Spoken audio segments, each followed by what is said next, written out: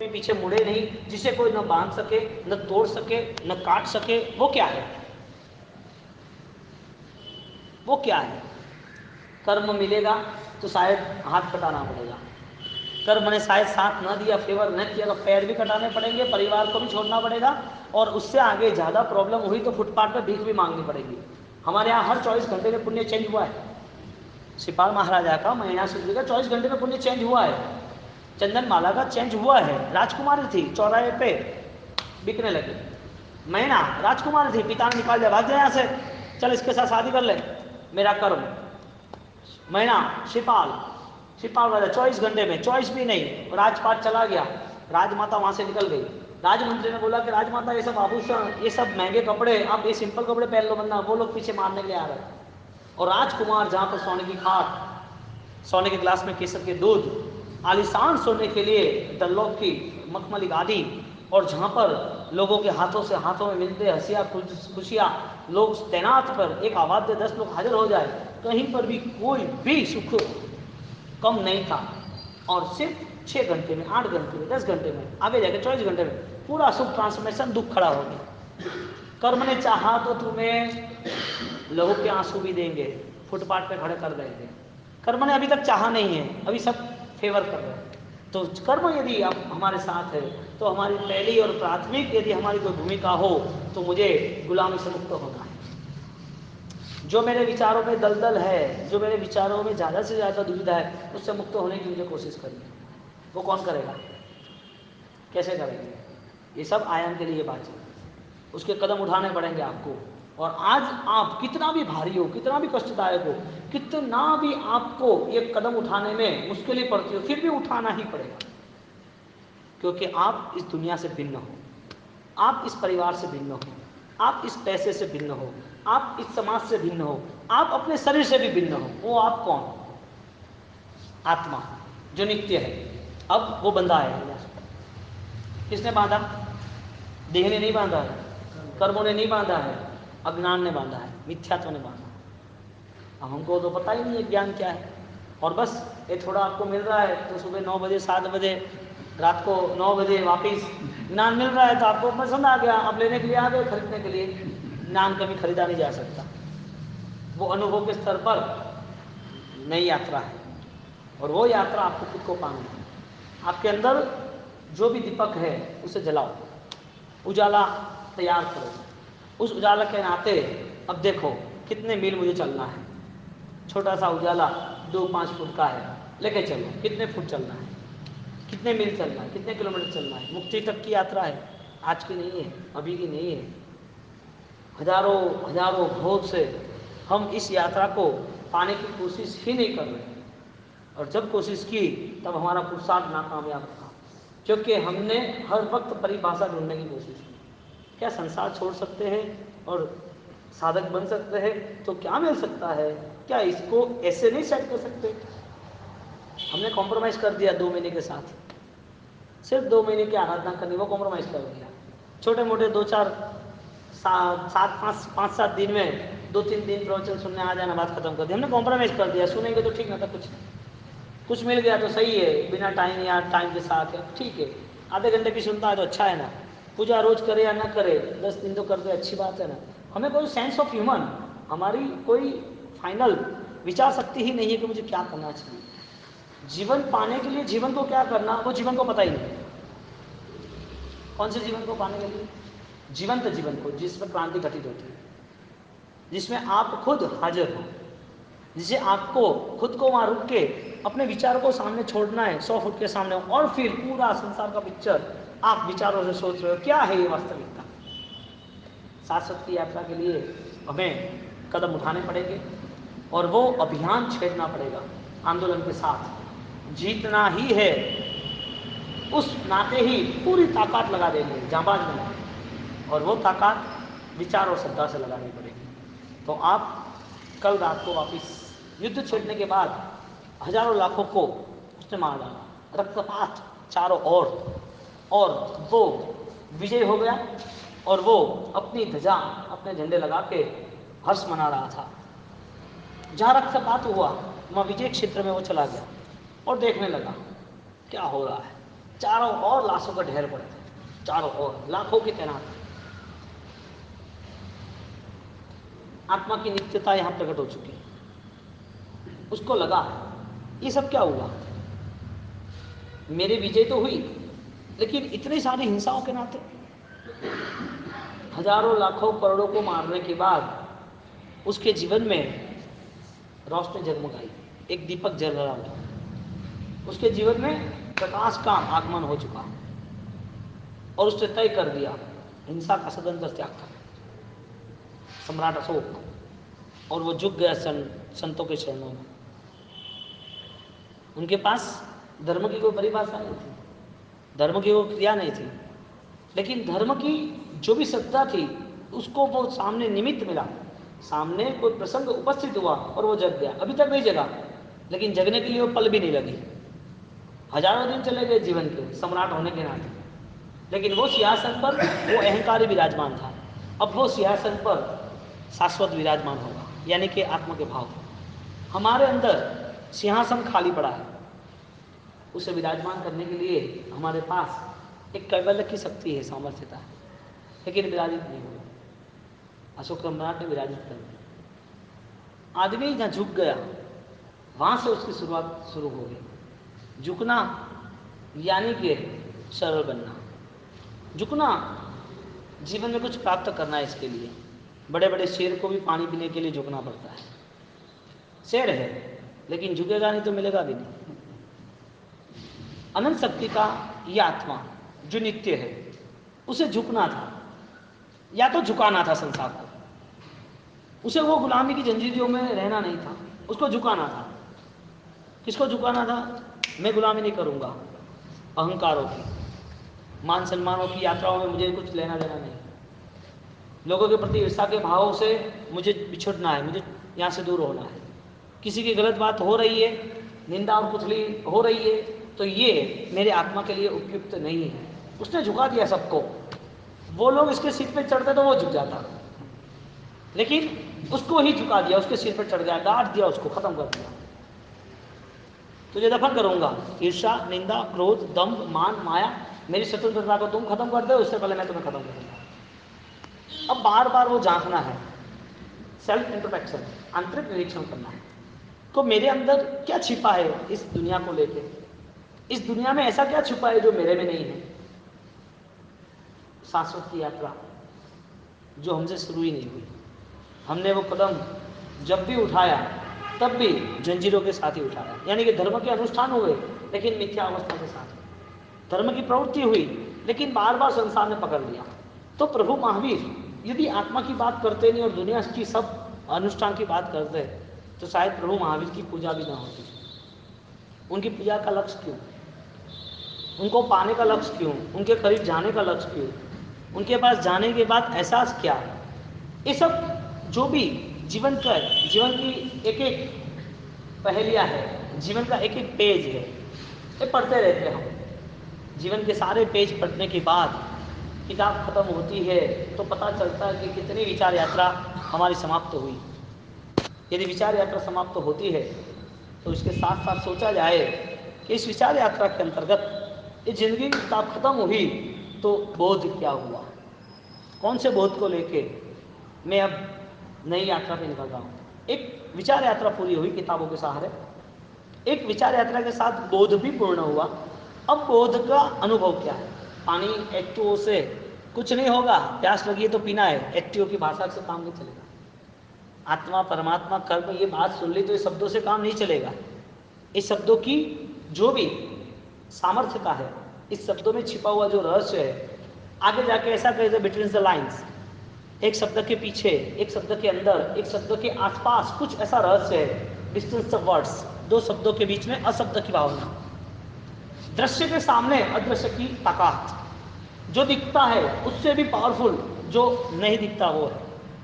आप कभी किसी से अनजान नहीं रहोगे इस दुनिया को यदि आपने जान लिया तो, क्योंकि आपके अंदर करुणा के भाव आ गए। एक बार एक सम्राट ने महल बनाया, महल बनाते वक्त एक ही रास्ता रखा, एक ही रास्ता जिसमें हर रास्ते पे 10-10 सैनिक खड़े रहे। तो उसमें हर 10-10 फुट में एक एक द्वार बना दिया, लेकिन एक ही रास्ता, 1 2 3 4, एक गेट, दूसरा गेट, तीसरा, लाइन टू लाइन 10 गेट बनाए। 100 सैनिक तैनात कर दिए, 100 सैनिक सुरक्षाकर्मी थे, और 100 सैनिक सुरक्षाकर्मी ने राजा की पूरी संभाल करने की सोच ली। कोई भी आता तो जाता एक ही रास्ते से आता। उसने सोच लिया महल बहुत बड़ा आलिशान, रहना खाना पीना सोना कोई भी दुविधा न उसके लिए, था बलवान, फिर भी मन बना लिया कि 10 रास्ते इसके लिए बना रहा हूँ, शायद कोई सैनिक वापस मुझे मार दे तो दूसरे सैनिक मेरी सुरक्षा करेंगे, दूसरा सैनिक शायद मुझे खत्म करने आया तो तीसरा करेगा। ऐसे 10 प्रोटेक्शन सेट बना दी उसने, और वो आराम से मस्ती से जीवन व्यतीत कर रहा है। ये सब उसकी बातें आसपास के दूसरे सम्राटों को पता चली, और दूसरे सम्राटों को पता चली, वो देखने आए क्या बात है, इतना फुल प्रोटेक्शन, देखा सब कुछ, खुश हो गया। दूसरे सम्राट ने मन बना दिया मुझे भी ऐसा ही रास्ता बनाना है, ऐसा ही महल बनाना है, ऐसी ही सुरक्षा सेट करनी है। वो लोग दोनों सम्राट वो नगर में परिभ्रमण के लिए निकले और कह रहे थे कि बहुत आलिशान काम कर दिया तुमने, गजब हो गया आपका काम। तो वहाँ पर एक संत, एक फकीर वहाँ बैठा हुआ, वो हंस रहा था। तो कि भैया क्यों हंस रहे हो आप, वजह क्या है? तो कि बहुत सामान्य बात है, आपकी बात सुनने के बाद आपने सोचा कि एक ही रास्ता बनाया, दुश्मन आ नहीं सकता, और दुश्मन आएगा तो जा नहीं सकेगा, यानी आपने अपनी सुरक्षा ही सोच ली। लेकिन मुझे हंसी आ रही है कि आप पागल हो, रास्ता ही नहीं बनाना था, एक भी रास्ता क्यों रखा, सब पैक कर दो, सब पैक कर दो, 1 2 3 4 10 10, फिर तो कोई आएगा ही नहीं ना। तो क्या नहीं, आने जाने के लिए रास्ता तो चाहिए ना। अरे तुम इतने डर रहे हो, कोई आ जाएगा, कोई दुश्मन आ जाएगा, मुझे मित्र के नाम पर मुझे दगा करेगा और मुझे पीठ पे खंजर घोंप के विश्वासघात करके मार डालेगा, इससे अच्छा है रास्ता ही बंद कर दो, हर द्वार पर कड़ी सुरक्षा बना दो, हर द्वार को बंद करके आप निश्चित हो जाओ। तो कह नहीं ऐसा तो नहीं होता है। तो वह हंसी इसके लिए आई कि जब भी मौत आएगी तो इसी रास्ते पर आएगी, मौत आएगी यही रास्ते पर आएगी और यही रास्ते से तुझे लेके जाएगी, इससे अच्छा है तो कवर करते हैं। उसको पता चला, विचारों पे चोट लगी, कितना भी हम सुरक्षा का आयोजन कर ले फिर भी मृत्यु का कोई बचाव, कोई पर्याय नहीं है। उसको तो आना ही है, चाहे कितने भी गेट बंद कर दे या ना बनाए, या तो सुरक्षा सेट कर दे, मृत्यु आनी ही है। अब सुरक्षा किसके नाम की? आत्मा का बोध हो गया, सब कुछ था, कमी नहीं थी, अपार धन था, राज्य व्यवस्था सुदृढ़ थी, और उस सुविहित राज्य व्यवस्था में अपूर्व आनंद के साथ रह रहा था। वो जग गया सम्राट। यदि मैं मेरे देह की सुरक्षा कर सकता हूँ, मेरी आत्मा की सुरक्षा क्या, मेरे राज्य की सुरक्षा करता हूँ, मेरे जीवन की सुरक्षा, मेरे सफल जीवन की यात्रा का क्या? और जग गया और तुरंत ही उसने निर्भय अवस्था को प्राप्त कर लिया। आपके यहाँ आपकी स्वतंत्रता खत्म करने के लिए यदि कोई प्रथम कदम है तो वो है भयवान स्थिति आपकी। आपने डर ऐसा निर्मित किया है जिसके हिसाब से सब कुछ संभालना पड़ता है, और सब संभालने के पीछे आपकी निश्चित अपराधी अवस्था है। गुलाम किसे कहते हैं? जिसने अपराध किया है वो। अपराधी जिसको सजा भुगतनी है वो। सजा कौन भुगतता है? जिसने गुनाह किया है वो। हमने गुनाह किया, किसी की निंदा करने का, किसी के ऊपर क्रोध करने का, किसी की ईर्ष्या करने का, किसी को झूठ चोरी चपाटी डकैती करने का, किसी को गिराने का, किसी से कोई लेना देना नहीं है, वो मर गया फिर भी इसके पीछे कुतली करने का, ये सब गुनाह, गुने की सजा, सजा की गुलामी, गुलामी के जंजीर। अब बताओ स्वतंत्रता क्या? एक क्रियाओं से स्वतंत्रता। तुम फ्रीडम फाइटर हो, तुम्हें जीतना है, तुम्हारे अपने आप को देख के जीतना है। तुम्हारे सिंहासन पर तीर्थंकर की एक यात्रा संभव है, तुम्हारे आंतरिक सिंहासन पर, तुम्हारी आत्मा पर एक भाव निर्मित हो सकता है, जिस भाव को लेके तुम में नित्यता का बोध निश्चित हो सकता है। वो नित्य क्या है जो कभी मिटे? पहली बात आपको मंदिर जाना, दूसरी बात आपको तप करना, तीसरी बात आपको दान देना, आपको वंदन करना, आपको पचखान करना, आपके जीवन में आपको बहुत सारे शरीर पे कष्ट सहन करना, कठिन से कठिन आराधना आपको इस जीवन में करनी। जिन शासन प्रभु महावीर देव यदि ये सारी बात करते, लेकिन उसमें सिर्फ एक ही बात करते कि ये सब करना लेकिन आत्मा के लिए नहीं करना, बस ये सब करना आत्मा के लिए नहीं करना, तो स्वतंत्रता कहाँ से मिलेगी? ये सब करने के नाते आप पा क्या रहे हो? ये सब करने के साथ साथ आपको मिल रहा है जो कुछ, वो आत्मा के लिए नहीं मिल रहा है, यानी कि बिना आत्मा के साथ ये सब जुड़ गया, आत्मा के भावों से रहित ये सब जुड़ गया, तो इसका मतलब ये हुआ कि जो भी हो रहा है वो आत्मा की परिभाषाओं के लिए, आत्मा की सत्य खोज के लिए, आत्मा की उपलब्धियों के लिए, जो नैतिक आत्मिक संपदा है उसके लिए तो नहीं हो रहा है। आत्मिक संपदा क्या है? आत्मा कैसा है? नित्य है, अनित्य नहीं है, शाश्वत है, नाशवत नहीं है। तो आत्मा शाश्वत है या आत्मा नित्य है, ये डिसाइड किसने किया? Who is following that? कौन इसके पीछे अनुसरण करेगा? ये डिसाइड कोई तय तो करने वाला चाहिए ना। किसने बोला कि आत्मा नित्य है? यदि तीर्थंकरों ने बोला आत्मा नित्य है, तो तीर्थंकरों ने जो भी बात कही, हमारे केवली भगवंत ने जो भी बात कही, ये यूं ही स्टेटमेंट दे दिया तुम्हें गुलाम बनाने के लिए। यहाँ मेरे पीछे जुड़े हुए हैं, मेरे मंदिर बना रहे, मेरी पूजा पाठ कर रहे, इस सबको गुलाम बनाने के लिए बोला कि तुम ये सब क्रिया में जुड़ जाओ? नहीं, इनने आत्मा की स्वतंत्रता के लिए बोला कि भाई जो भी अनुष्ठान की क्रिया है, वो अनुष्ठान की क्रिया में आपको कोई पलक झलक मिलनी चाहिए। ये धर्म के जो भी आयाम आप छू रहे हो, उसमें आपको एक अनुभूति का स्तर मिलना ही चाहिए जो अनुभव गम्य है। यदि वो नहीं मिल पाया आपको, तो आपने किया हुआ सब अनुष्ठान वो भगवान के विपरीत है। तो हमारे यहाँ भगवान ने कोई ऐसा नहीं बताया कि अरिहंते शरणम गच्छामि, ऐसी कोई बात नहीं हुई हमारे यहाँ। गच्छामि तो आजा मेरे पास, कुछ बात नहीं है। इसे भगवान ने थोड़ी बुलाया है, हमने तय किया है पहुँच जामी, अरिहंते शरणम पहुँच जामी, धम्मम शरणम पहुँच जामी। मैं धर्म का शरण ग्रहण करता हूँ, मुझे धर्म के शरण में आनंददायी फल प्राप्ति की अनुभूति दिख रही है। तो धर्म करने के लिए आपको किसी ने बंदूक ठोक के नहीं रख दी, चल पचपन करता है कि नहीं, बोल धर्म रूपांतर करता है कि नहीं, बोल अपने जीवन में दूसरे भगवान को मानता है कि नहीं। आपको जोर जबरदस्त से आपको मुसलमान से महादेव यानी कि ब्राह्मण नहीं बनाया, आपको धर्म करने के लिए कोई हुकूमत नहीं की है। धर्म एक वास्तविक स्वरूप है और वो धर्म आत्मा से जुड़ा हुआ है, और वो आत्मा का गुण और धर्म की सामर्थ्यता दोनों तादात्म्य भाव, दोनों सम्मिलन, दोनों साथ में चलते हैं। धर्म शाश्वत है, आत्मा शाश्वत है। इसके लिए आत्मा शाश्वत है, आत्मा के लिए ही धर्म है। तो धर्म करने वाला व्यक्ति यदि छोटी छोटी बातों में यदि जुड़ जाता है, क्या इससे क्या होगा, इससे क्या होगा, करना चाहिए या नहीं करना चाहिए, करते हैं तो हमारी विचार शक्ति, विचार सामर्थ्य संकुचित है, हमारा विचार वो हमको अनंत तक नहीं ले जाता है, हमारा विचार हमें पुनर्जीवन को उपलब्ध नहीं कराता है। यदि ये परिस्थिति बनी हमारी स्वतंत्रता को लेके, तो हमने खुद ने अपने ही जीवन में बेड़ियां बांध दी। हम जंजीरों से बंधे हुए, स्वतंत्रता नहीं है हमारे पास, और जंजीर हमें दिखती भी नहीं है। जंजीर किसको दिखेगी? आपको एक छोटी सी बात, सोना पसंद है आपको तो क्या पसंद है, सोने की 2-4 अंगूठियाँ, इसमें ब्रेसलेट, चेन आप पहनते हो तो यहाँ पहनते हैं। आपके पास यदि 15 किलो सोना पहनने की कैपेसिटी है तो आप पहनोगे तो यहाँ पहनेंगे। आपकी कैपेसिटी यदि ज़्यादा से ज़्यादा है तो आप सोना पहन सकते हो। ये सोना पहनने की वजह ये थी कि आपको लगे कि मैं सुखी हूँ, लग्जरियस लाइफ है, रिचेस्ट मैन, मैं सुखी हूँ, आपको ऐसा लगे। लेकिन आपको वो बोले कि सोने की रस्सी से आपको बांध देते हैं, सोने का ही खाना देते हैं, अब जिसको छुओ वो सब सोना हो जाएगा। क्या ये जीवन है? सुख की भी मात्रा वो भी वास्तविक स्थिति पे होगी तो ही हमारी आत्मा को तंदुरुस्ती, हमारी आत्मा शाश्वत यात्रा को लेकर चलेगी। तो मिला हुआ जो भी सुख है वो स्वतंत्रता नहीं है, वो परतंत्रता है।